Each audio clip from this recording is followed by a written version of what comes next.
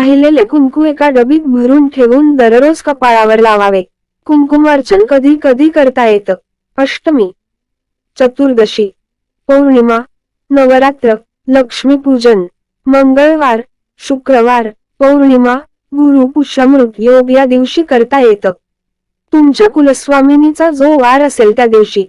अमावस्येला कुंकुमार्चन करू नये. शारदीय नवरात्रीत कधी करावं कुंकुमार्चन विधी?